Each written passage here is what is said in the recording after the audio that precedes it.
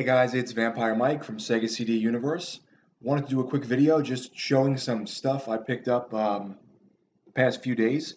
The first thing is my mother's best friend's husband and I always exchange movies.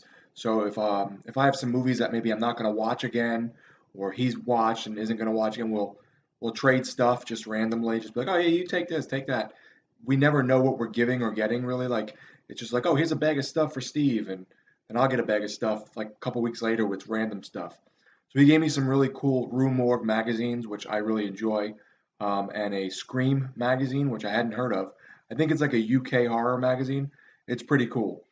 He also gave me on Blu-ray Dark Crimes with Jim Carrey. Admittedly, I am not a Jim Carrey fan. I did want to see this. Um, Jim Carrey has really went off the deep end lately, so he's sort of soured some stuff for me. I mean, I still like love him in Living Color. Um, that's probably about it. But anyhow, we threw this on the other night, Beth and I, and it was very slow. It was interesting because it's this there's these murders happening at these like orgies, and it's going hand in hand with what was written in this book. So it was like intriguing, but it wasn't moving quickly. And the other problem with the film is that it's in, I think, I want to say it takes place in Poland. And I mean no disrespect with this. I have a lot of Polish friends. They're usually a little more kind of like Russians, all the Slavics, Polish, Russian, when they're from there. They're just very dry in a way, kind of cold in a sense, and everyone is like that in this film. There doesn't seem to be much like inflection or tone. Everyone's kind of Jim Carrey too, just very, and it's like, oh, so it just I couldn't get into it, so we shut it off probably about 15, 20 minutes in. I'm going to throw it on again and give it another whirl and finish it, but so far I'm really not digging Dark Crimes. He also gave me a copy of Paranormal Activity, which I don't believe I've seen. This is sort of the reason I couldn't get into found footage. This Blair Witch, I've since the past few years sort of appreciated found footage more. Things like VHS I really enjoyed, and Hardcore Henry, which isn't really found footage, but with the shaky cam. So I'll give this a whirl. Then I picked up today at the flea market that they have by my house every week, which I haven't been to in about a year or two. They have everything. They have knickknacks and games and movies and records and CDs. I can't wait to go back next weekend because supposedly it changes a lot. I picked this up for $2. It's Deathgasm on Blu-ray. I believe this is a Canadian release. I think um, this is the Canadian cover.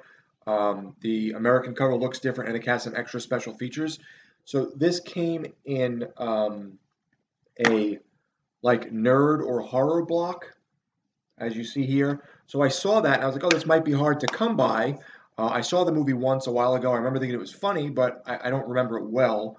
The only other like horror block or nerd block thing I have is Turbo Kid on Blu-ray. I think I paid like $10 or $11 for it. It's like $50 now because they don't make it on Blu-ray really. So I wasn't sure. It just so happens they do sell this now for like $12 to $15 normally, but hey, for $2, that was a good deal for a movie for Blu-ray.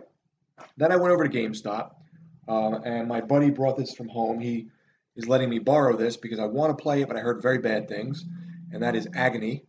This is a first-person survival horror game with some stealth.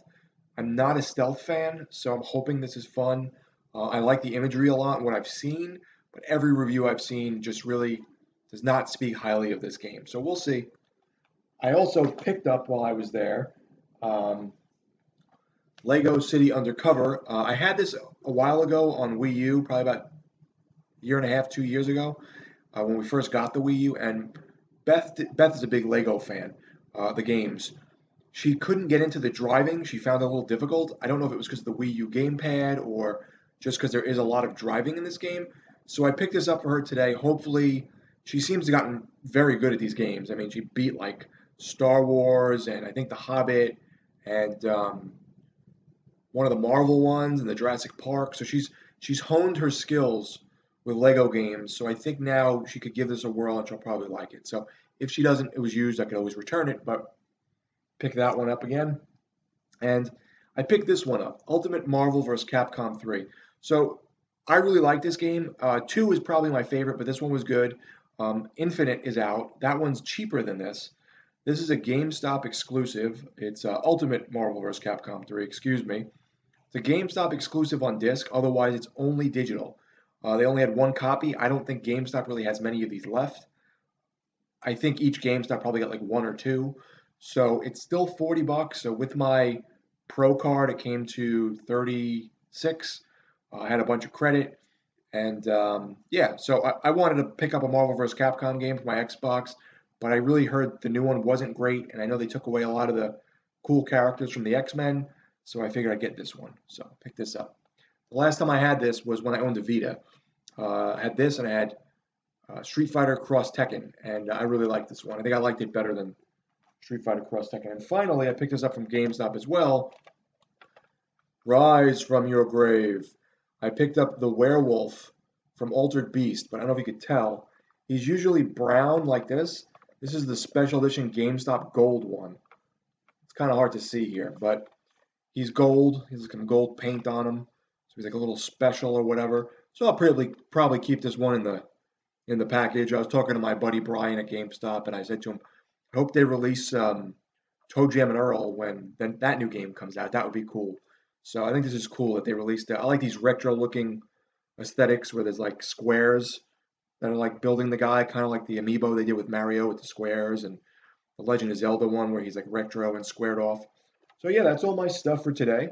I do have some other things, a couple movies and a little statue coming in the mail. So when those come in, I'll be sure to show them off in a new video. Thanks guys for watching. It's Vampire Mike from Sega CD Universe. Be good.